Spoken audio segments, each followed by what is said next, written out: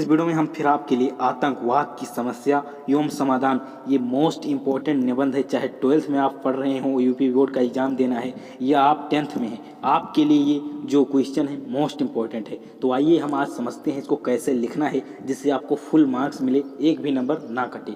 और ये खुद का लैंग्वेज है, इसमें ज़्यादा किताबी ज्ञान नहीं यूज किया गया है, किताब की कुछ भाषाएँ ही यूज की गई हैं, तो इसलिए बेहतर निबंध माना जाएगा। तो आइए सबसे पहले देखते हैं कैसे लिखना है। सबसे पहले आपको ब्लैक पेन से यहाँ हेडिंग बनानी है, उसके बाद में इसको लिखना है रूपरेखा। इसको ब्लैक पेन से लिखना, आप रेड वगैरह यूज़ करोगे तो नंबर कट जाएगा, फिर मेरी कोई गारंटी नहीं है। तो आप ब्लैक पेन यूज करना। उसके बाद में इसमें लिखना है, सबसे पहले तो भैया प्रस्तावना रहेगा, सेकंड पे आतंकवाद का अर्थ, थर्ड भारत में आतंकवाद, और फोर्थ नंबर पे रहेगा आतंकवाद का जिम्मेदार कौन, और फिफ्थ नंबर में आतंकवाद का समाधान, और 6 नंबर में उपसंहार। तो प्रस्तावना और उपसंहार तो दोनों कंपलसरी है, लिखना पड़ेगा ही।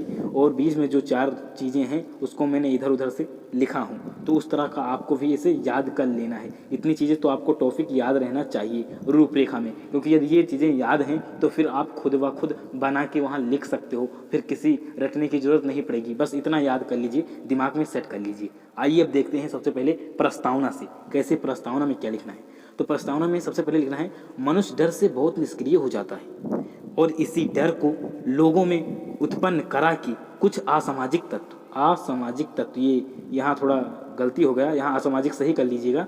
असामाजिक तत्व अपने नीच स्वार्थ की पूर्ति करते हैं, अपने नीच स्वार्थ की क्या करते हैं, पूर्ति करते हैं। ये असामाजिक तत्व अपने स्वार्थ के लिए लोगों का खून खराबा भी करते हैं। ये असामाजिक तत्व समाज से ही आते हैं जो आतंक फैलाते हैं, इन्हें आतंकवादी कहा जाता है। तो देखिए, कुछ समाज में हमारे ऐसे इंसान होते हैं जो पैसों के लालच में अथवा किसी के भी लालच में जो है लोगों को मारते हैं, पीटते हैं, और यहाँ तक कि खून खराबा हो जाता है, और उन्हें ही हम आतंकवादी कहते हैं, इनका संबंध दूसरे पड़ोसी देशों से भी हो करके आतंकवादियों को बुलाना होता है, ये भी आतंकवादी कहलाते हैं। यदि आपके अंदर देश के प्रति कोई प्रेम नहीं है, आप भी देश को गिराना चाहते हो, तो भी आप एक ग्रुप में आतंकवादी माने जाओगे। तो ये सब चीज़ें हैं। उसके बाद में सेकंड नंबर देख लेते हैं, आतंकवाद का अर्थ क्या होता है, या आखिर आतंकवाद क्या है। तो आतंकवाद 2 शब्दों से मिलकर बना है, फर्स्ट है आतंक और दूसरा है वाद। आतंक का क्या अर्थ होता है, आतंक का अर्थ होता है, क्या होता है, मतलब ये सब करना, मारना पीटना, किसी को धमकाना, डराना, और उसके सहारे अपने स्वार्थ की पूर्ति करना। और वाद का अर्थ होता है सिद्धांत। तो इसका अर्थ होता है कि आतंक का सिद्धांत, आतंक फैलाने का सिद्धांत, लोगों को डराने का सिद्धांत ही आतंकवाद कहलाता है, और अपने स्वार्थ की पूर्ति करना ही आतंकवाद है। लोगों को डरा के, धमका के, मार के, पीट के अपनी जो स्वार्थ सेवाएं हैं उसको पूर्ति करना ही आतंकवाद कहलाता है। आतंकवाद एक ऐसी नीति है जो अपने स्वार्थ की प्राप्ति के लिए बल प्रयोग में विश्वास रखती है। क्या करती है, बल प्रयोग कर सकती है।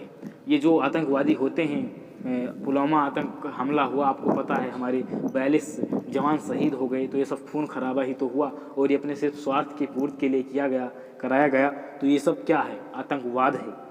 अब देखिए, आतंकवादी को ये नहीं पता होता, क्या नहीं पता होता। आइए यहाँ पे विद्या क्वेश्चन बैंक की कुछ लाइनें लिखा हूँ। कौन कहता है कि मौत को अंजाम होना चाहिए, जिंदगी को जिंदगी का पैगाम होना चाहिए, ये बात आतंकवादी नहीं जानते हैं। और मैं फिर आपको कह रहा हूँ कि ये कोटेशन इसे कहा जाता है। इसको आपको पेपर में लिखने से मार्क्स बढ़ जाता है, क्योंकि एग्जामिनर इसी पे फोकस करेगा और सभी चीज़ों पे नहीं करेगा। तो इसको हो सके तो ज़रूर लिखना, इसको याद रख कर लीजिए कि कौन कहता है कि मौत को मौत का अंजाम होना चाहिए, ज़िंदगी को ज़िंदगी का पैगाम होना चाहिए। उसके बाद में थर्ड नंबर है भारत में आतंकवाद। अब भारत में आतंकवाद, अपने देश की बात आ गई, तो इसमें मुझे ज़्यादा कुछ बोलना पड़ेगा। तो आइए इसको हम बढ़ा चढ़ा के लिखते हैं, अपनी भाषा में लिखते हैं। हम सब लोगों ने जो भी चीज़ें फेस की हैं, जो समस्याएं फेस की हैं, उसको आइए हम देखते हैं। तो देखिए, स्वतंत्रता प्राप्त के बाद भारत के विभिन्न भागों में आतंकवादी संगठनों द्वारा आतंकवादी हिंसा फैलाई गई। स्वतंत्रता के बाद देश का विभाजन हो गया। देखिए, अंग्रेज तो चले गए, लेकिन उनकी जो नीति थी, फूट डालो और राज करो, उसको दे गई। हमारे देश को बांट दिया, एक पाकिस्तान और एक भारत, और इसी कारण आतंकवाद भारत में बहुत ज़्यादा फैल गया।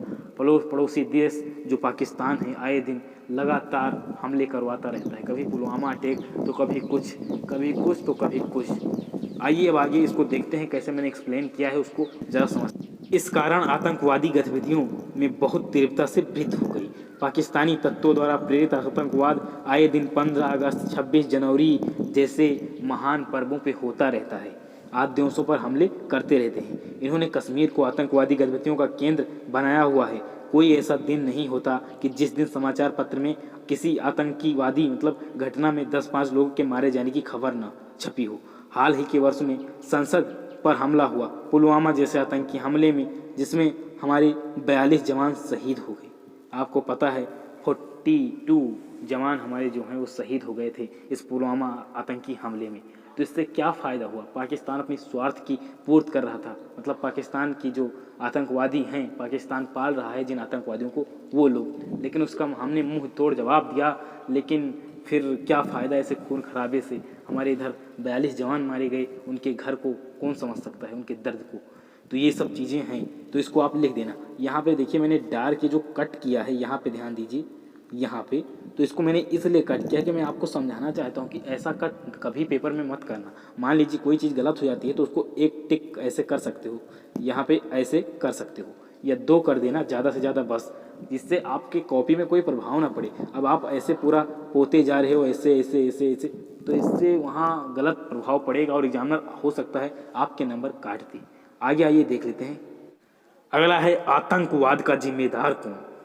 तो यह जिम्मेदार अब इसका कौन है, इसके बारे में मैं आपको कुछ बता रहा हूँ। देखिए, आतंकवादी संस्थानों का आश्रय देने वाला अमेरिका भी अंततः अपने खोदे हुए गड्ढे में खुद गिर गया। आपको पता है अमेरिका के प्रसिद्ध शहर न्यूयॉर्क में 2001 को हुआ था हमला, आतंकवादी हमले हुए। भारत सालों से चीख कर कह रहा था कि पाकिस्तान अमेरिका द्वारा दी गई आर्थिक सहायता का उपयोग अस्त्र के निर्माण में, परमाणु बम के निर्माण में और भारत के खिलाफ आतंकवादी हमले कराने में कर रहा है। तब पाकिस्तान को ये नहीं दिखाई दिया गया है। जाके पाँव ना फटी बिवाई, वो क्या जाने पीर पराई। जिसके साथ कुछ घटना हुई नहीं गलत, जिसको कुछ दर्द हुआ नहीं, वो दूसरों के दर्द को कभी समझ नहीं सकता। शायद 2001 के बाद अमेरिका ढंग से समझ गया कि आतंकवाद क्या होता है और आतंकवाद को ख़त्म करना चाहिए। अब आइए देखते हैं। ये तो 4th हेडिंग मैंने कंप्लीट करा दी। 5 हेडिंग जो है वो है आतंकवाद का समाधान भैया कैसे हो सकता है। यदि समस्या है तो उसका समाधान जरूर होगा। तो अब कैसे होगा आइए हम जान लेते हैं। अगली हेडिंग है आतंकवाद का समाधान। आतंकवाद की समस्या को समाधान करने के उपाय सभी राष्ट्र को आपस में प्रेम पूर्वक होकर रहना चाहिए। एक ही उपाय है, जब तक आपस में सारे देश एकजुट नहीं होंगे, प्रेम पूर्वक नहीं रहेंगे, तब तक आतंकवाद नहीं समाप्त किया जा सकता है। कोई राष्ट्र दूसरे राष्ट्र के आंतरिक मामले में हस्तक्षेप न करे, कोई राष्ट्र परमाणु बम जैसे हथियार न बनाए, आतंकवादी जैसी संस्था को चलाने वाले प्रमुख लोगों के ऊपर सशक्त कार्रवाई की जाए। सीमा पार से जो आतंकवादी आते हैं उनको रोकने के लिए सीमा सुरक्षा बल यानी BSF के सैनिकों में वृद्धि करनी चाहिए। हमारे CRPF के जो जवान होते हैं, BSF के जो जवान होते हैं और आर्मी के जितने भी ये सब जवान हैं, इन सब की संख्या में वृद्धि करनी चाहिए, जिससे कि कोई भी देश साहस ना कर सके आतंकवादी फैलाने का हमारे ऊपर। तो इन सब के लिए व्यवस्था की जानी चाहिए। और अगला मैंने बहुत इंपॉर्टेंट हेडिंग लिखी है जो शायद आपको पसंद आए। सैनिकों के वेतन में वृद्धि करनी चाहिए, जिससे ज़्यादा से ज़्यादा युवा सेना में भाग लेना चाहें और देश की सेवा करें। देखिए, आर्मी की वैसे देश की सेवा के लिए सैलरी क्या, वैसे सब लोग देश से प्रेम करते हैं, देश की सेवा करनी चाहिए बिना सैलरी के। लेकिन जो देश के सरहद पे खड़ा हैं उनके लिए तो भैया वेतन जरूरी है। जब तक वेतन नहीं दिया जाएगा तब तक वो क्या करेंगे, उनका घर कैसे चलेगा। और मैं ये कह सकता हूँ कि उनको सबसे ज़्यादा सैलरी दी जानी चाहिए थी, जिससे कि हर युवा यानी आप लोग जो भी इंजीनियरिंग करना चाहते हैं, जो अलग चीज़ में जाना चाहते हैं, वो सभी लोग एक बार सेना की तरफ जाने की कोशिश करें, उसको प्रयास करें। और वेतन जब ज़्यादा रहेगा तभी करेंगे। और वैसे आप सबको अपने दिल में प्रेम होना चाहिए भारत के प्रति, अपने देश के प्रति। और लेकिन यदि बात आती है जवानों की, तो उनके लिए भैया वेतन की वृद्धि तो ज़रूरी है, तो जिससे कि ज़्यादा से ज़्यादा युवा जा सकें CRPF में, BSF में। इसके संबंध में आपकी क्या राय है? क्या ये सही लाइन है या गलत? आप कमेंट में ज़रूर बताइए। उसके बाद में 6 नंबर उपसंहार। तो उपसंहार में ज़्यादा कुछ नहीं लिखना है, बस यह लिख देना है कि यह एक विडंबना है कि महावीर बुद्ध गुरु नानक की जन्मभूमि पिछले कुछ दशकों से अधिक अशांत है। हमारे देश में आतंकवाद का सबसे प्रमुख कारण राजनीति है। ये आपको बात पता होगी, किसी न किसी राजनेता का संबंध किसी आतंकवादी संगठन से जुड़ा होता है। अब हमें सुभाष चंद्र बोस जैसा नेता चाहिए, ना कि ऐसे नेताजी जो देश को बर्बाद करते हों। यहीं पे समाप्त कर दीजिएगा, आपको फुल मार्क्स मिल जाएगा, इसमें कोई दो राय नहीं है। यहाँ कुछ लैंग्वेज राजीव क्वेश्चन बैंक की यूज की गई हैं, कुछ विद्या की और कुछ अवतार की, तो आपको टेंशन लेना नहीं है। और इसमें मैंने ज़्यादा से ज़्यादा अपनी लैंग्वेज यूज किया हूँ, जिससे आपको प्रॉब्लम ना हो याद करने में, दिमाग में बैठाने में। जैसे मैंने यहाँ सैनिकों के वेतन में वृद्धि की बात की, तो ये आपको हमेशा जीवन भर याद रहेगा जहाँ तक मेरे ख्याल से। और इसके संबंध में आपको क्या राय है, इसको कमेंट में मुझे बताना, जिससे मैं भी जान सकूँ कि आपकी क्या राय है। तो आज की वीडियो यहीं पे समाप्त करते हैं। अगले वीडियो में मैं फिर आपके लिए कुछ नया करने का प्रयास करूंगा। तब तक के लिए सैनिक ऑफ, जय हिंद, वंदे मातरम। और हाँ, आपसे एक रिक्वेस्ट है, आपको जो भी टॉपिक डिफ़िकल्ट लग रहा हो या जिसके टॉपिक पे आपको वीडियो चाहिए, इंग्लिश, हिंदी या जो भी कोई टॉपिक है, मैथ वगैरह की, तो उसको कमेंट करके मुझे ज़रूर बताइए, जिससे कि मैं उस टॉपिक पे वीडियो बना सकूँ। जय हिंद, वंदे मातरम।